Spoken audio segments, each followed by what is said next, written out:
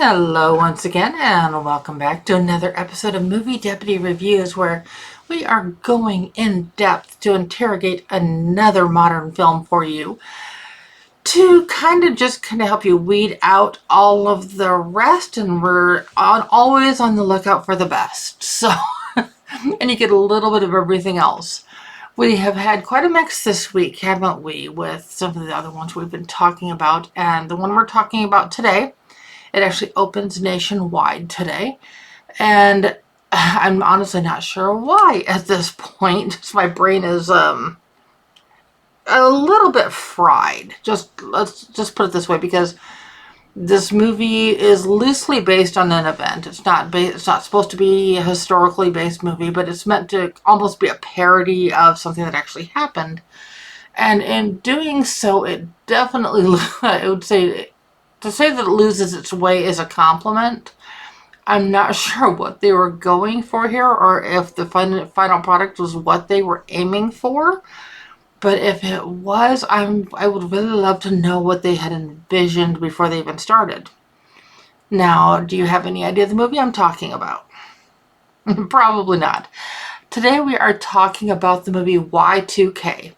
It is about a party on the night of Y2K, and for any of us old enough to remember that, I actually remember, like, even Best Buy had stickers on their computers of Y2K compliant, and there was just this fear that when things switched over from December 31st, 1999 at 23:59 p.m., when it switched over to midnight on January 1st of 2000, that I guess they thought all the computers were going to malfunction. I mean, there were people literally afraid that planes were going to fall out of the sky.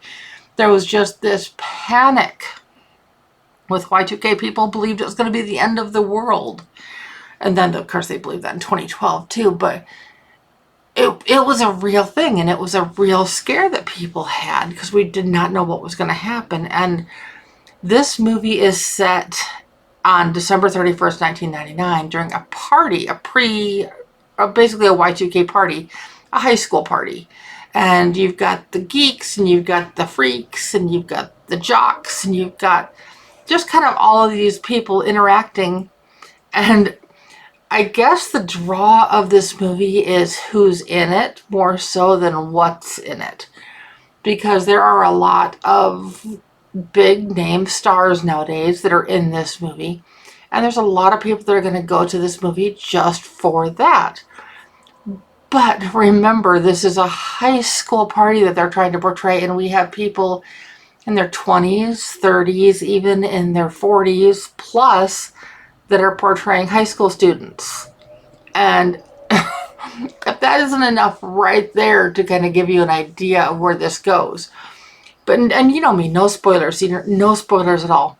But when the whole countdown is like the 10, 9, 8, 7, 6, 5, 4, 3, 2, 1, Happy New Year comes around, let's say it's anything but, the power goes out and starts to flicker and comes back on.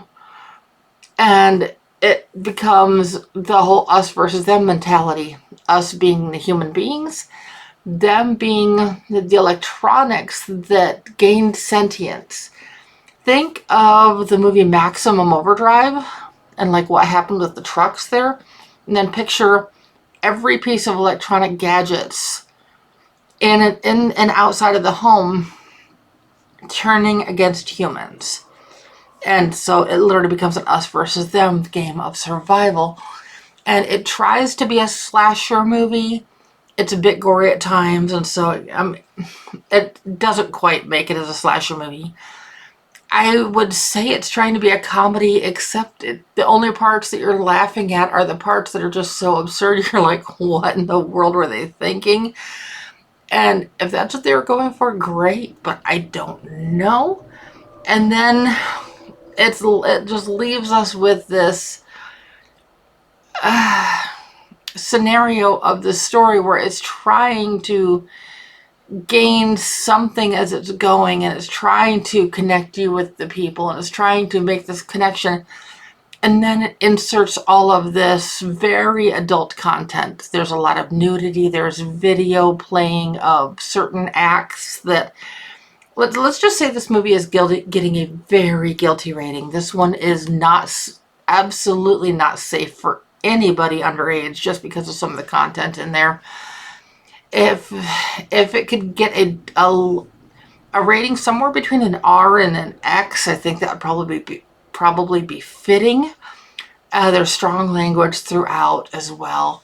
It's, like I said, it tries to be all these different things and just doesn't quite make it. So, where does this end up?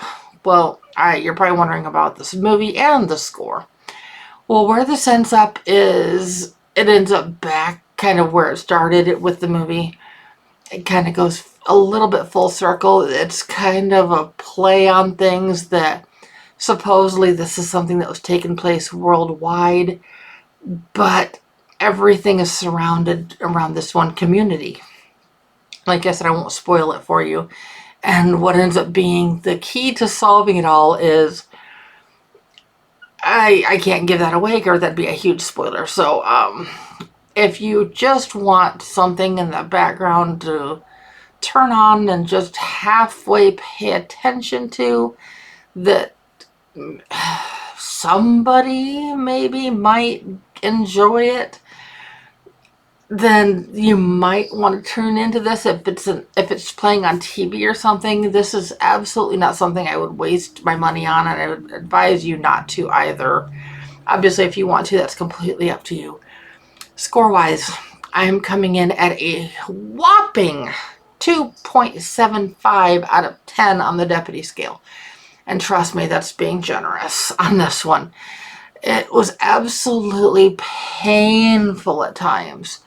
And there's scenes that will just, they're just so far over the top. And okay, limited budget or not, there's stuff that's limited budget that does a lot better than this. Now, the one wholesome thing in the entire movie is there's a dedication in the credits. It said, "In loving memory of Linda Jo kozub. It's Kozub, so I'm probably going to completely butcher how that is pronounced.